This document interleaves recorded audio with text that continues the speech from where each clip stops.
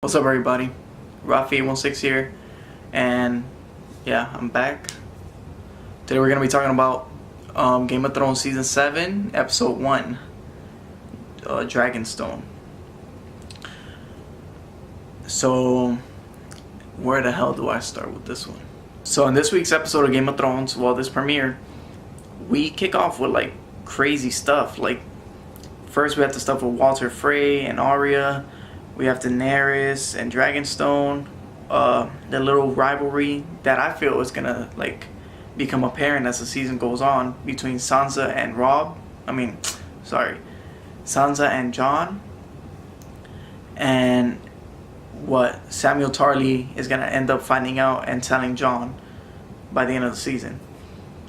So yeah, this week we start off with what seems to be a not dead Walder Frey, speaking to like his army and the people he commands, and he's actually throwing a banquet for them, and like he gives them the good ale. I forgot what he calls it, like what he calls it, but yeah. And like as they're toasting and drinking it, he doesn't drink it. So in my mind I'm like, what the hell's going on? I kind of already knew it was poisoned. It was poisoned, guys, by the way. But when I realized that it was poison, I said, "Oh my goodness, it's Arya fucking Stark, like using Walder Frey as a mask." So when she reveals it and all the men die, like that part was fucking crazy. And then like when she tells Walder Frey's wife was like, "Tell them what happened here. Tell them winter has came." That shit was like crazy. That was a crazy way to start off this week's episode, and like a beautiful start to a season like premiere. So yeah.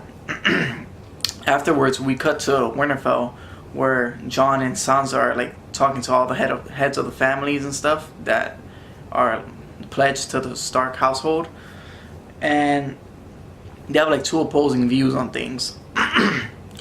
Jon would rather not necessarily forgive, but he would like not take away the homes of the people that were fighting for Ramsay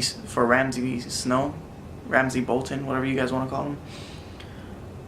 And Sansa feels like they should give those houses that fought with Bolton to like other families that have been loyal to the Stark family through this time like of great turmoil and stuff. They have like a minor bicker about it like during the meeting, which is crazy, and Jon doesn't like that at all.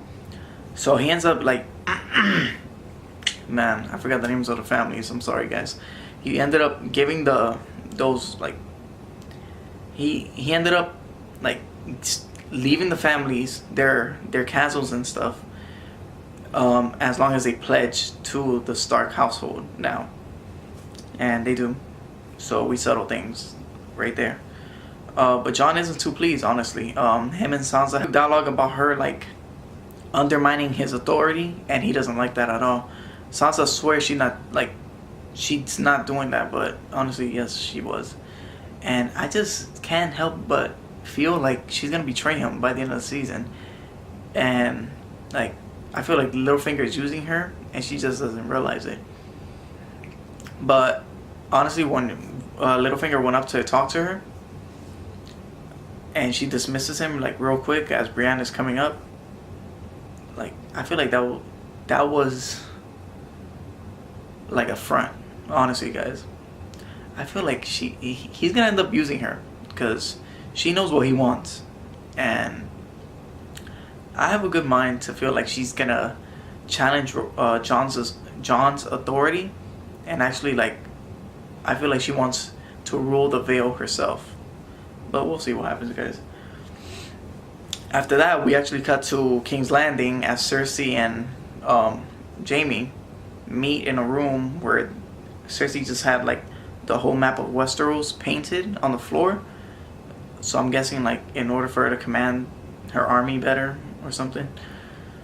But yeah, she's actually gonna meet with Euron Greyjoy, which in case you guys don't know, is Theon's uncle. He came offering his fleet, like to serve her, but he wants to marry her in return. He says that he's always dreamed about marrying the most beautiful woman in Westeros, and I just thought that part was so funny.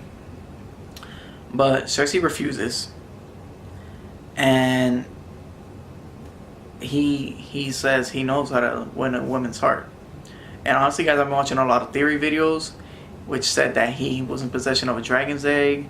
He has Valyrian steel armor, and he has a dragon horn. So maybe what he wants to give her, in my theory, is that he's actually gonna give her a dragon's egg, but I don't know how she's gonna hatch it. So that might actually be pointless. I've talked to like some people today, and they've actually predicted that he's actually gonna capture Tyrion and bring him as like his offering to Cersei. So we'll see what happens. But honestly, guys, from the videos I've watched, they said that he is like a major player in this fucking Game of Thrones. Like he's powerful, but we'll just have to wait and see, honestly. We also get to see like Samuel Tarly in what I think it's called Old Town or something town, Glow Town. Where he's practicing to be a Maester. But honestly, all he's doing is cleaning up shit, fucking throwing away the shit, serving some nasty ass food, and like putting away books. He actually like looks at a gate, like a book past a locked gate, and he actually wants to get like clearance to pass through to read those books, because he says since he's seen the White Walkers and stuff, he's actually fought them, he feels like he's worthy of having like access to that area of the library. But the Archmaester tells him that even though winter is coming, winter has come before and the end hasn't come yet. So I feel like they don't worry as much as they should be, because bro, that White Walker army is looking pretty serious, I'm not gonna lie. We also get Ed Sheeran. Let me not forget about that. I'm looking at this guy in like the Lannister army fucking armor, and I'm like, yo, this guy looks familiar as hell. And out of nowhere, I looked it up, and it was Ed Sheeran, whatever his name is, making his debut in Game of Thrones. He's actually in a little like fireplace. Like he's in a campfire with the rest of his like brigade, I guess, or a platoon. And Arya just like passes by them and actually ends up having some dialogue exchange with them. And yeah, we found out that the army, like, they don't get letters from their families. They just want to go home, because this is basically a job they're doing. And when Arya says that she wants to kill Cersei, that's why she's heading to King's Landing, they like, at first they freak out, and then they just take it as a joke, and everybody starts laughing. But if only they knew. We also get to see, oh my god, let me stop before I forget.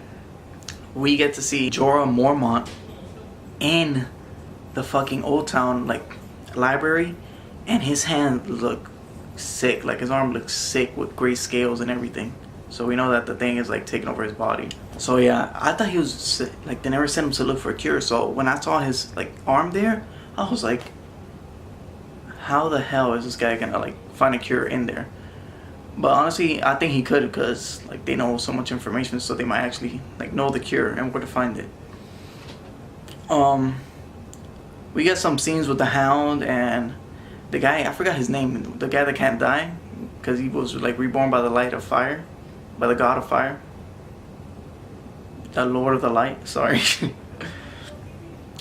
But yeah, they end up like staying at a house, and the Hound has like evolved as a character. I was thinking to myself, I was like, honestly, at first he was just a fucking savage. He just killed everybody and didn't give a fuck.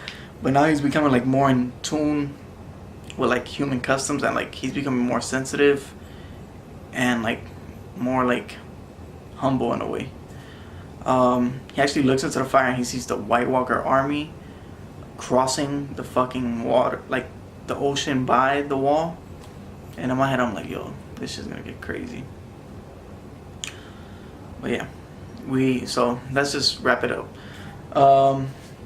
Daenerys has finally made it to Dragonstone, which we found out also has a lot, like a mountain of dragon fucking glass underneath of Dragonstone. Thanks to Samuel, because he actually reads something that says there's a huge heap of dragon glass underneath Dragonstone. So he's actually gonna send word to Jon, because Jon is actually looking for like a large amount of it. And yeah, Daenerys actually makes it to Dragonstone, and like when she made it there, I felt like empowered. I don't know why. I felt like I finally made it home.